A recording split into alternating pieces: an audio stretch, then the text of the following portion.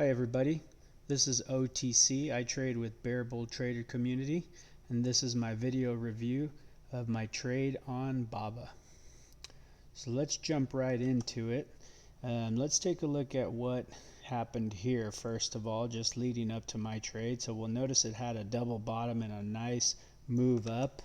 If we move this over to the 5-minute, you'll notice that double bottom was a great entry for an opening move, holding the 200 SMA on the 5, which is a great hold, holding the black line. I've got a purple line in there which is an intraday level, but it's holding previous day close, holding an intraday or pivot level that I marked from the previous trading day, and then holding another previous day, I believe that's previous day high, so holding another level there.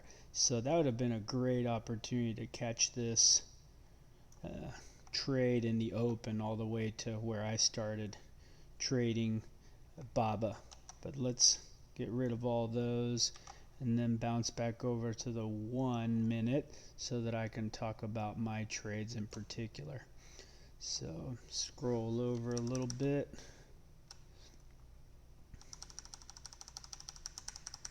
So made that big move up, and then I noticed this selling pressure candle on relatively high volume. Based on that, I thought I was going to catch it for the reversal. In hindsight, it wasn't very extended from the 9 on the 5 yet. That's here, right? Not quite extended from the 9 on the 5 here. Not enough anyway. So here's the 9 on the 5. This is where I missed that entry.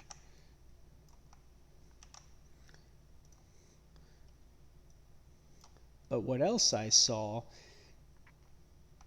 is that after that it was kind of forming this shape that I like to see. And even though I like to see that shape, typically I've talked about it in other trades, I like to see it with that pair of engulfing candles to have a strong definition of the head and shoulders.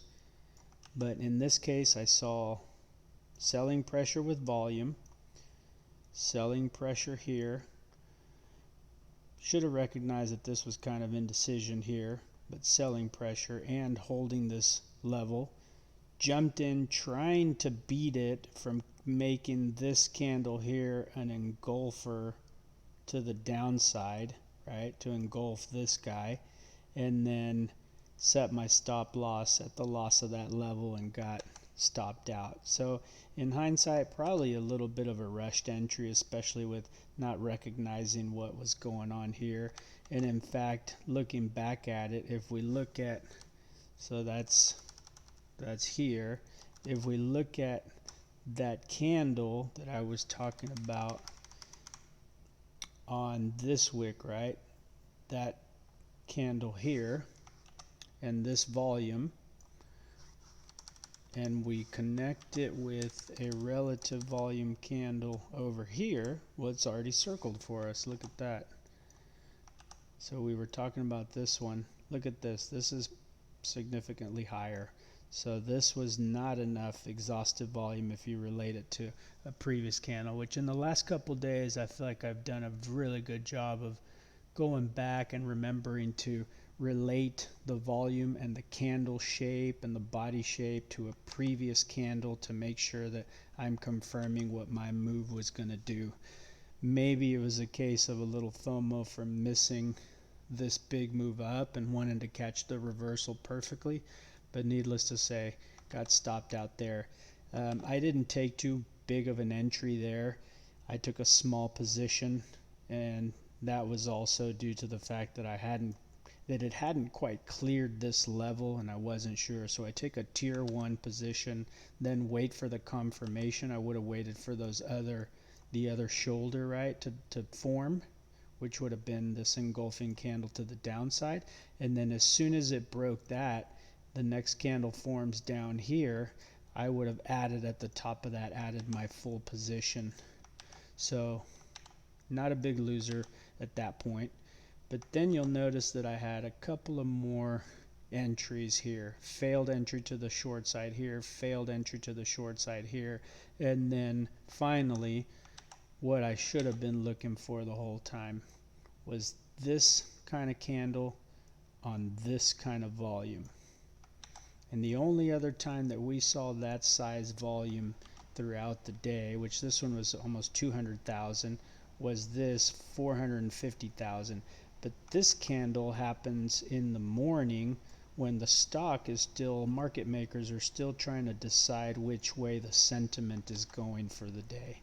So when you're comparing candles and analyzing them in comparison throughout the day, this one kind of gets tossed to the side unless you see something like say this candle here had a wick, one of those types where it throws a huge wick down to an average on a huge on small volume, and then it's a test candle to the upside, you jump in immediately, right? Or if it does it on a really small candle and huge volume. But I think this one gets set to the side. You're not really paying attention to this volume for the rest of the day unless something significant happens. You're more comparing it to this one, and then should have paid attention that this was the actual exhaustive volume, especially after a big run up of volume here. So first two entries not great, but let's focus now on the good trade that I think I made here. Really tight stop loss. It was 30-cent stop loss. Caught this move down, partial, partial, partial. Took a couple partials here because I noticed that it was coming down.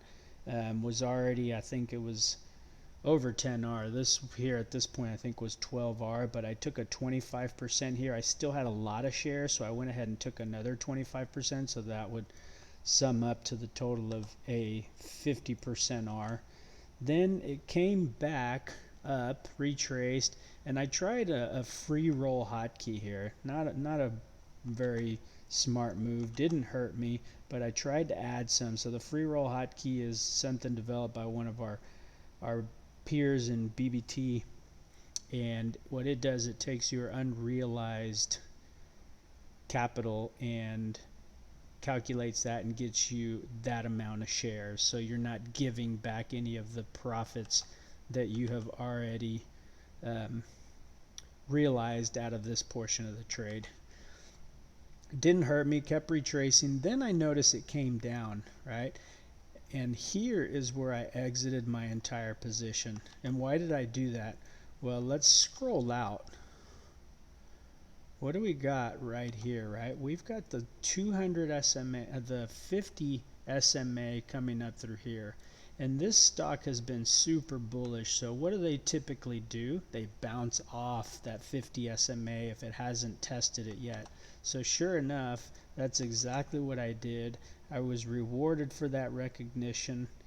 I took out the remainder of my short position on this and then watched it, saw this volume here, that it was exhaustive to this downside, and jumped in. This thing came down and then I jumped in immediately on that with a pretty tight stop loss. I think I set my stop loss for the loss of the body of the previous candle. And why I did that, typically I would set my stop loss for the loss of this kind of wick just to give myself some room, and I'll show you why I like to do that. But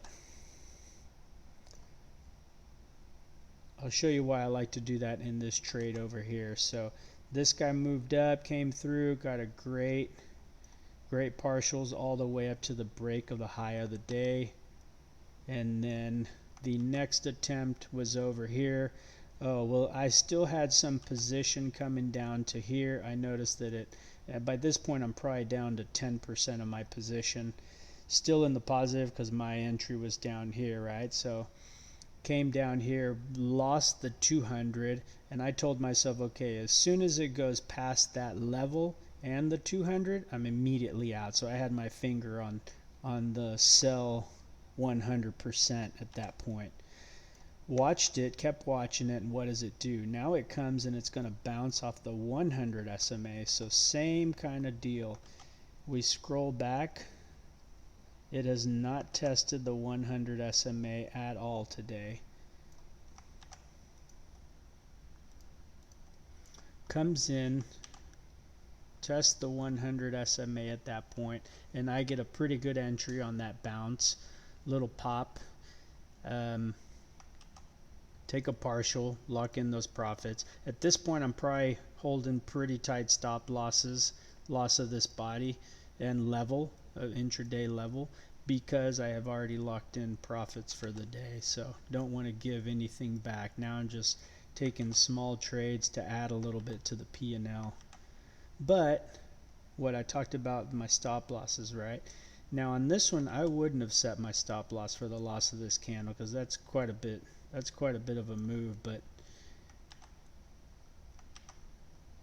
I should have given myself a little more room, because what happened here?